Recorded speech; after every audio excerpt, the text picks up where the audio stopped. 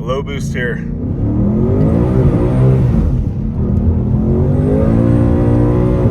Oh shit. All right, guys. So as you guys know, the twin turbo Hellion kit that comes with on the Mustangs comes with a huge front mount intercooler. Look how big that thing is. And that thing is tall, it's wide, it's 3 or 3.5 inches thick, as you can see right there. And it covers the entire area, okay, of air that's supposed to go through to hit the AC condenser. Okay, behind the AC condenser is the radiator, but look closer. I believe that's a transmission cooler in the middle. So it has to go through the intercooler, has to go through 4 things. The radiator is the 4th thing, okay? So no wonder the car was getting hot in 102 degree weather, because you have no air getting through the intercooler, or not much air getting through, but this also this kit only has 1 fan instead of the 2 fans.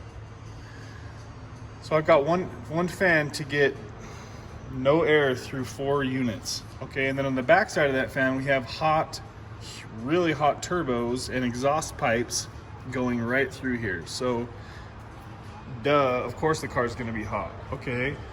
That's not bad, right? But then you look at the front grille and you realize how much of this front grille is being blocked. I mean, look at those open honeycombs. Half of that whole front piece is blocked by the Mustang sign, and then by all these fake honeycombs on the edges. Not to mention these little honeycombs themselves. I mean, that's still blocking airflow right there. So you look at the sides. Oh, it's all blocked. Now the sides, I don't believe is gonna be getting air directly to the intercooler, but it's gonna get airflow in through these cracks, which is gonna get into the engine bay. Okay, it's gonna go right through here and in the engine bay, right where the intakes are.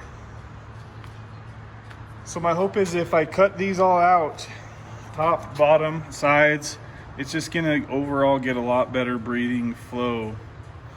These are blocks, you know, these top parts, those are all blocked airflow that could be getting right there to the bottom. So what I'm gonna do is just chop these all out.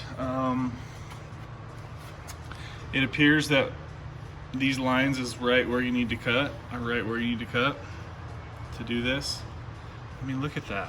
We got like 6 little tiny holes to get airflow through here. Cheesy stuff. So we're gonna chop it all open right along this line. Should be about where we need to be.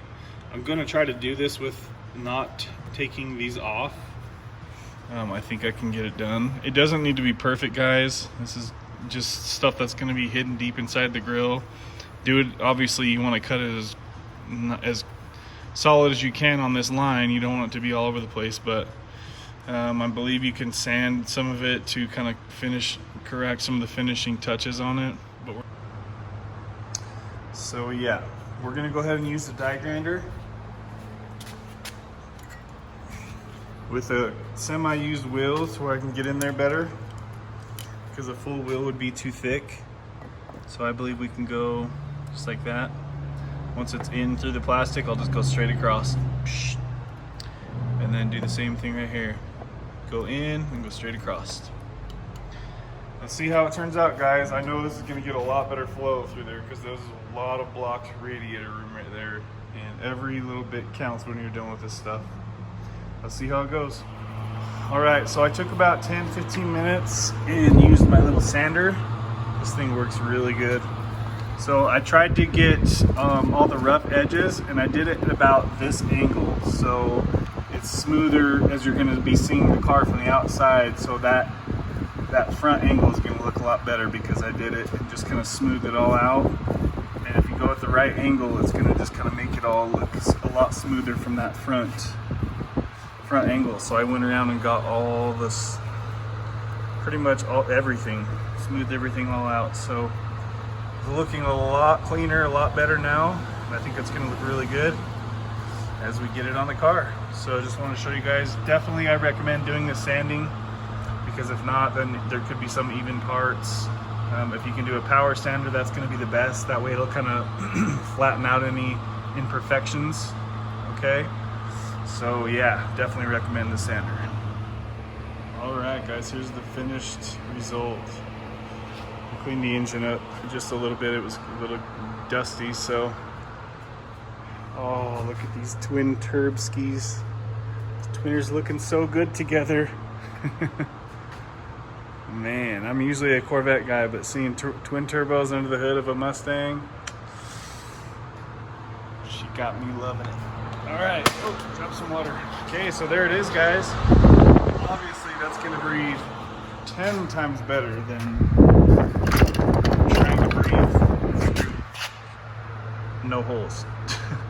So as you can see, we probably gave the car twice the amount of breathing room as it had before, and now it also looks a lot more aggressive without that goofy chrome sign in there and all this fake locked off plastic stuff. So yeah, I mean, look at that. Even just these small ones are blocked. It's gonna hit. The small stuff adds up, especially when you get those big chunks. All right, guys, here's the finished product here. So look how beefy this baby looks. Woo-hoo-hoo! Could you imagine seeing that coming up in your rearview mirror, seeing that huge intercooler? Like, oh my gosh. So what I ended up doing to clean this all up just a little bit more, you'll notice on top of the intercooler there was these mounting locations with chrome bolts, and you can see the welds on the top. So I just taped it off and plasti did that because it literally stuck out like a sore thumb. So now it looks really clean. You don't see these ugly bolts on the top. Let me get in close so you can see what I'm talking about. So right there, I just taped that off and plasti dipped it there. Same thing here because it was just cheesy looking right there. But now it doesn't stick out. Like, what the hell's going on with this car? It's all kind of blended in now. Oh my gosh, that looks freaking sick. I'm extremely excited about this free modification. And hopefully this car can breathe a bit better now. If I still feel like it's too hot in the engine bay, I'll probably do the turbo blankets next. I did clean up the turbo kit in the engine bay a little bit. Let me show you guys. So I also plasti dipped the side emblems black because they were ugly chrome. So next, the car will be getting tinted this week, and I've been looking at ordering lowering springs. Ugh.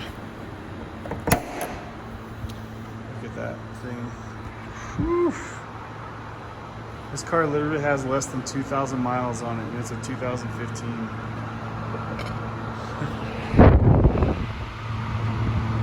I can't get enough of that intercooler up front. So yeah, next thing, so these, the kit is already high temp coated, or however they do it from Hellion. So that's supposed to keep the heat down.